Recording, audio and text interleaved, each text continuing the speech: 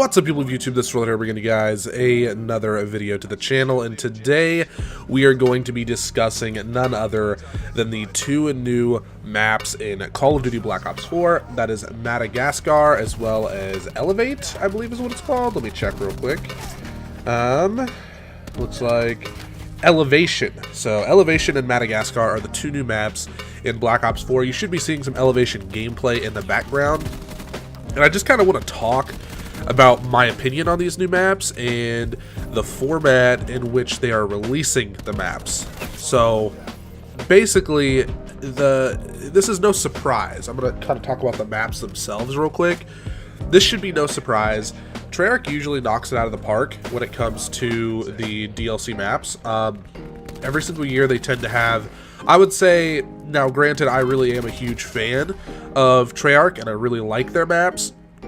And I really like their games in general, so this really shouldn't come as a surprise either, but I would say they are the best developer when it comes to DLC maps. I feel like they are the most memorable. I mean, you've got Cove. There's a lot of DLC maps that have come out over the past several years that have been really, really good from the Treyarch titles, and I can't really remember a whole lot from other developers, because I don't think they were that great and memorable. But I think these maps really fit in well with the other maps in the game. They don't feel like DLC. Like, usually when you're playing and you get DLC maps, you can tell, like, okay, all right, these these are the DLC maps. Let me tell you, you can tell they were trying to be creative, they were trying to be different, they were like really out there.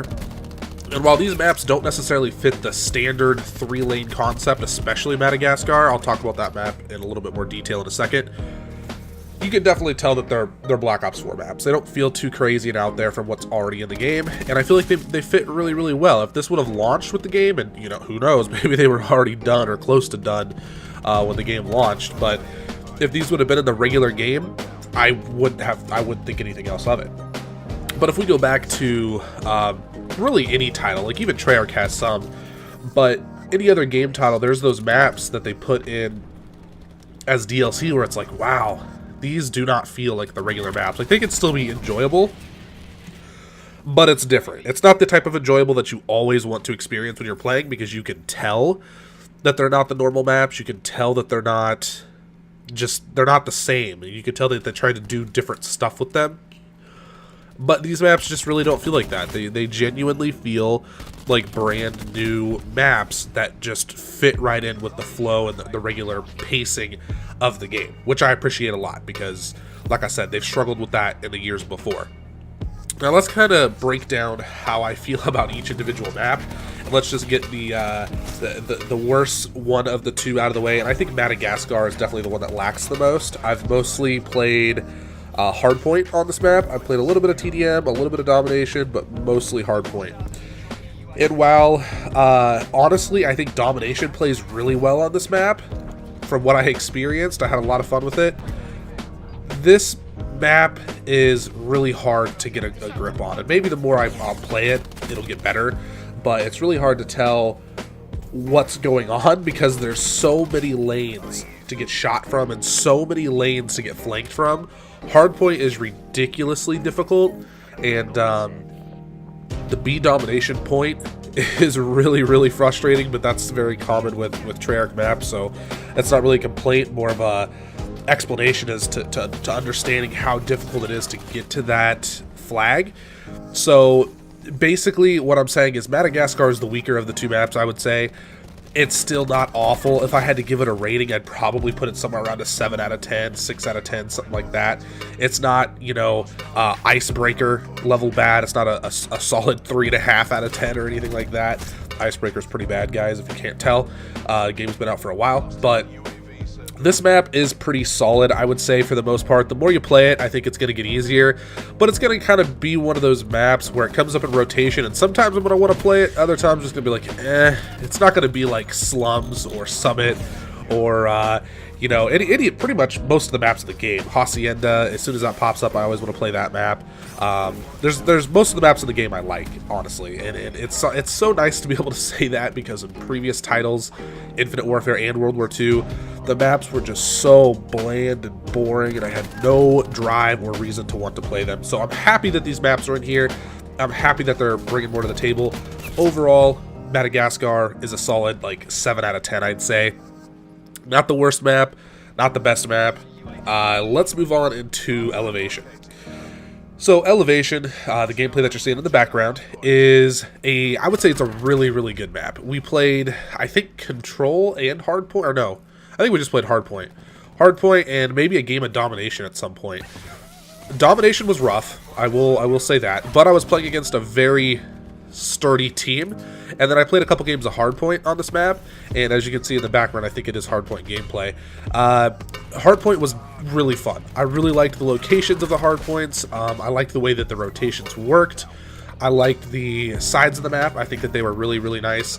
I liked the lines of sight from the buildings. That felt like a really big throwback to older Call of Duty games, because it hasn't felt like we've had that building to building fight action since, like, honestly, like Black Ops 2. Got a little bit of that in World War II, but like this map is filled with it. There's doorways and windows and locations where people can look at each other from across the map and fight, and that takes a lot of the heat off those people who are flanking, or a lot of the heat off those people who are running into the hard points and the domination cap points, stuff like that. So I'm very happy that these are in there, and I'm very happy with the way that the map turned out. I mean, I would give this map probably an 8 out of 10. But I do consider it to be significantly better than Madagascar. Definitely more enjoyable.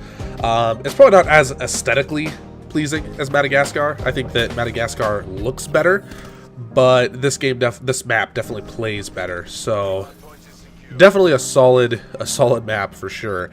Now, I need to play the maps more.